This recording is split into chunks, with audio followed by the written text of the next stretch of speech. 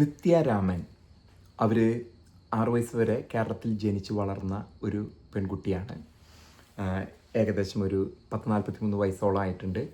Loss Angeles city council മെമ്പറാണ്, 4th district city council മെമ്പറാണ്. ഞാൻ ഇത്ര നാളും ലോസ് ഏഞ്ചലസിലാണ് ജീവിച്ചിരുന്നത്. ഒരു പക്ഷേ എൻ്റെ വീഡിയോസ് എപ്പോഴും കാണുന്നവർക്കറിയാം, ഞാനൊരു 5000 കിലോമീറ്റർ യാത്ര ചെയ്ത് ഇപ്പോൾ ഈസ്റ്റ് കോസ്റ്റിലാണ്, ന്യൂയോർക്കിനടുത്താണ് ഞാൻ താമസിക്കുന്നത്. അപ്പോൾ അതൊരു റോഡ് ട്രിപ്പ് എൻ്റെ ഈ വീഡിയോസിലേക്ക് എടുക്കുന്നുണ്ട്. പക്ഷേ ലോസ് ഏഞ്ചലസുമായിട്ട് എനിക്ക് വളരെ ഗാഢമായ ബന്ധമുണ്ട്. ഏകദേശം ഒരു 16 വർഷം കഴിഞ്ഞ 16 വർഷം ഞാൻ അവിടെയാണ് ജീവിച്ചിരുന്നത്. അപ്പോൾ അവിടെ ഞാനൊരു പോലീസുകാരനായിട്ട് പണിയെടുത്തിട്ടുണ്ട്. അപ്പോൾ ഈ സിറ്റിയൊക്കെ ആയിട്ട് ലോസ് ഏഞ്ചലസ് സിറ്റിയുടെ പാർട്ടാണ് LAPD, loss Angeles police department. നിങ്ങളൊരു പക്ഷേ സിനിമയിലൊക്കെ കണ്ടിട്ടുണ്ടാവും LAPDയെ പറ്റിയുള്ള കഥകൾ. ആ ഒരു സിറ്റിയിലെ 4th ഡിസ്ട്രിക്റ്റിലെ ഒരു കൗൺസിൽ മെമ്പറാണ്. നമ്മളുടെ മുനിസിപ്പാലിറ്റിയിലും ഇതിലൊക്കെ സിറ്റി കൗൺസിലിന് വേണ്ടി കോർപ്പറേറ്റർമാരെന്നൊക്കെ പറയുന്ന ഒരു ഇതിൽ അവർ മേയർ, ലോസ് ഏഞ്ചലസ് മേയർ എന്ന് പറഞ്ഞാൽ വലിയൊരു സ്ഥാനമാനമാണ്. ആ മേയർ പദവിക്ക് വേണ്ടി മത്സരിക്കുകയാണ്. ഏകദേശം അടുത്ത് വരെ എത്തിയിട്ടുണ്ട്. അടുത്ത് വരെ എത്താമെന്ന് പറഞ്ഞാലും ഒരു പക്ഷേ മേയർ ആവുക ബുദ്ധിമുട്ടാണ്. അമേരിക്കയിൽ 2 പ്രബല പാർട്ടികളാണ്, ഡെമോക്രാറ്റ്സും റിപ്പബ്ലിക്കൻ പാർട്ടിയും. ഇവർ ഡെമോക്രാറ്റിക് പാർട്ടിയാണ്. കാലിഫോർണിയ ഏകദേശം കേരളത്തോട് ചേർന്ന് നിൽക്കുന്ന ഒരു ഇടത് ചിന്താഗതിയുള്ള സംസ്ഥാനമാണ് കാലിഫോർണിയ, അമേരിക്കയിലെ കാലിഫോർണിയ എന്ന സംസ്ഥാനം. ആ സംസ്ഥാനത്തെ ഒരു സിറ്റിയാണ് ലോസ് ഏഞ്ചലസ്. ആ ലോസ് ഏഞ്ചലസ് എന്ന് പറഞ്ഞാൽ അവിടെയാണ് ഹോളിവുഡ് സ്ഥിതി ചെയ്യുന്നത്. അങ്ങനെ ഒട്ടനവധി വ്യാവസായിക കാര്യങ്ങൾ, ഫാമിങ്, അങ്ങനെയൊക്കെയുള്ള കാര്യങ്ങളൊക്കെയുള്ള ഒരു പ്രദേശമാണ്. അപ്പോൾ ഈ ലോസ് ഏഞ്ചലസിൽ ഇപ്പോഴത്തെ മേയർ എന്ന് പറയുന്നത് കാരൻ ബാസ്. ഈ കാരൻ ബാസിന് ഇപ്പം മത്സരം അവരുണ്ട് മത്സരത്തിൽ. പിന്നെ അങ്ങനെ നിത്യരാമനുണ്ട്, നമ്മുടെ മലയാളി പെൺകുട്ടി നിത്യരാമൻ അതിനുവേണ്ടി മത്സരിക്കുന്നു. പക്ഷെ അവരുടെ പാർട്ടിയിൽ നിന്ന് ജയിച്ചു വരണം. ഡെമോക്രാറ്റിക് പാർട്ടിയിൽ നിന്നും ജയിച്ചു വന്നിട്ടാണ് ഈ പ്രൈമറി ഇലക്ഷനിൽ, അത് കഴിഞ്ഞിട്ട് ഓപ്പോസിറ്റ് പാർട്ടിയായ റിപ്പബ്ലിക്കൻസുമായിട്ട് ജയിച്ചിട്ട് വേണം ഇവർക്ക് മേയർ ആവാൻ. അപ്പോൾ ഈ പാർട്ടിയിൽ നിന്നും ജയിക്കാനായിട്ട് ഇവർക്ക് ഏകദേശം 20-25 20% വോട്ട് മാത്രമേ ഉള്ളൂ. മേയർ ഇപ്പം കാരൻ ബാസ് എന്ന് പറഞ്ഞ വ്യക്തിയാണ് മുമ്പിൽ നിൽക്കുന്നത്. കാരൻ ബാസ് എന്ന് പറഞ്ഞ സ്ത്രീയാണ്. അപ്പോൾ ഈ മത്സരം ഒരു പക്ഷേ എന്നാലും അത്ര വരെ എത്തി അവർ അംഗീകരിക്കുന്നുണ്ട്. അതായത് ഇപ്പം ഇരിക്കുന്ന മേയറിന് 23-24% ഉള്ളൂ. നിത്യരാമന് 20% ഉണ്ട്. അതിനിടയിൽ വേറൊരു 1-2 വ്യക്തികളുണ്ട്, 26-25 അങ്ങനെ ശതമാനമാണ്. എല്ലാവരുടെയും 3-4 വ്യക്തികളുണ്ട് ഈ പാർട്ടിയിൽ നിന്നും. ഈ പാർട്ടിയിൽ നിന്നും ജയിച്ചു വന്നാൽ നിത്യരാമൻ ജനറൽ ഇലക്ഷൻ, അതായത് റിപ്പബ്ലിക്കൻ പാർട്ടിയുമായിട്ട് നടക്കുന്ന ഇലക്ഷനിൽ ജയിക്കും. കാരണം കാലിഫോർണിയ ഒരു ഡെമോക്രാറ്റിക് സ്റ്റേറ്റ് ആണ്. അവിടെ റിപ്പബ്ലിക്കൻസിന് ഏകദേശം 30-34-35 വിട്ടുള്ള ഇത് കിട്ടില്ല എതിർ പാർട്ടിക്ക്.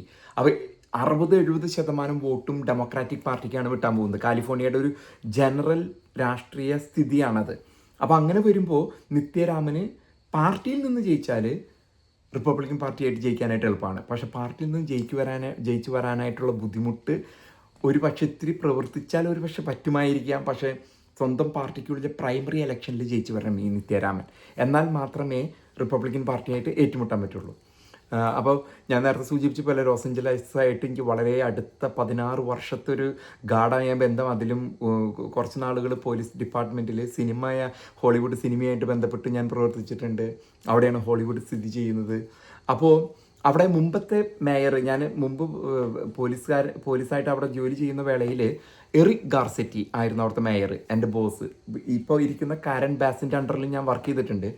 അപ്പോൾ എറിക് ഗാർസെറ്റി പിന്നീട് കിട്ടിയ ജോലിയാണ് ഇന്ത്യയിലെ അംബാസഡർ ആയിട്ടുള്ള ജോലി. അപ്പോൾ ബൈഡൻ ഇവിടെ ഉപരിതല ഗതാഗത മന്ത്രിയായിട്ട് അദ്ദേഹത്തിനെ നമ്മുടെ നിതിൻ ഗഡ്കരിയെ പോലെ ആക്കാൻ നോക്കിയെങ്കിലും ഡെമോക്രാറ്റിക് പാർട്ടിയിലെ നേതാക്കന്മാർ സമ്മതിച്ചില്ല. കാരണം അദ്ദേഹത്തിന് അത്ര കഴിവില്ല എന്ന് പറഞ്ഞിട്ട് അദ്ദേഹം ഒഴിവാക്കി. അങ്ങനെ എറിക് ഗാർസെറ്റി ഇന്ത്യയിലെ അംബാസഡറായി, അമേരിക്കയുടെ അംബാസഡറായി. അവിടെ വന്ന് അദ്ദേഹം ഒട്ടനവധി കാര്യങ്ങൾ, ഇപ്പോൾ മണിപ്പൂർ കലാപത്തിൻ്റെ സമയത്ത് ദലൈ ലാമയെ പോയി കണ്ട് മുട്ടിൽ നിന്ന് പ്രാർത്ഥിക്കുന്നു, കലാപം ചെയ്യല്ലേ, കൊല്ലല്ലേ, ജനങ്ങളെ കൊല്ലല്ലേ എന്നൊക്കെ പറഞ്ഞ് വലിയൊരു ഇതും ഇന്ത്യയിലും ആളിത്. പക്ഷേ ട്രംപിൻ്റെ പാർട്ടിക്കാരനല്ലാത്തതുകൊണ്ട് ട്രംപ് എടുത്ത് മാറ്റി. ഇപ്പം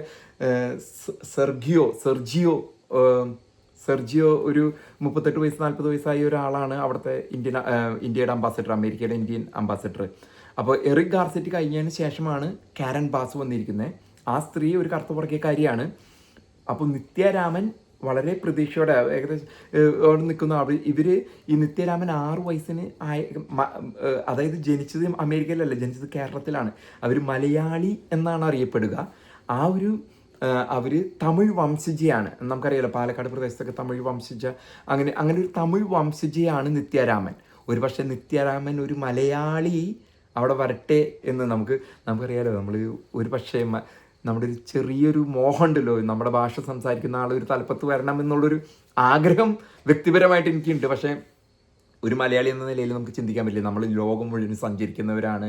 ലോകത്ത് ചെന്ന് ആ പ്രദേശവുമായിട്ട് പാമ്പിനെ തിന്നുന്ന നാട്ടിൽ ചെന്നാൽ പാമ്പിൻ്റെ നടുകഷ്ണം തിന്നുന്നവനാണ് മലയാളി. അത് ദുബായ് ആയാലും ലണ്ടൻ ആയാലും ന്യൂയോർക്ക് ആയാലും നമ്മളതുപോലെയാണ് ജനിച്ച് വളർന്നത്. അതുപോലെ പോകാൻ മല്ലു ബായ് ബായ്. ഞാൻ കുറച്ച് നാൾ മുംബൈ അങ്ങനെയുള്ള വടക്കേ ഇന്ത്യയിലൊക്കെ പറയുന്നതാണ് മല്ലു ബായ് ബായ്. പക്ഷെ എന്നിരുന്നാൽ പോലും മല്ലു പണി അങ്ങോട്ടും ഇങ്ങോട്ടും പണിയുന്നവരും കൂടിയാണ്. എന്നിരുന്നാൽ പോലും ലോസ് ആഞ്ചൽസിൽ ഒരു മലയാളി മേയർ വരും. തീർച്ചയായിട്ടും നമുക്ക് എല്ലാവർക്കും അഭിമാനിക്കാം. 6 വയസ്സ് വരെ കേരളത്തിൽ ജനിച്ചു വളർന്നു എന്ന് പറഞ്ഞാൽ നമ്മുടെ ആൾ തന്നെ, നമ്മുടെ മലയാളി തന്നെ എന്ന് വേണമെങ്കിൽ നമുക്ക് പറയാവുന്ന ഒരു സ്ഥാനമാണ് നിത്യരാമൻ ലോസ് ആഞ്ചലസ് മേയർ ആകട്ടെ. ഒരുപക്ഷെ ഡെമോക്രാറ്റിക് പാർട്ടിക്കാരനല്ല, ഞാൻ അതിൽ വിശ്വസിക്കുന്നില്ല. എന്നിരുന്നാൽ കൂടി ഒരു മലയാളി അവിടെ വരുമ്പോൾ, ഒരു നിത്യരാമൻ മലയാളി ആ ഒരു മേയർ സ്ഥാനത്ത് വരുമ്പോൾ നമുക്ക് എല്ലാവർക്കും അഭിമാനം തോന്നണം.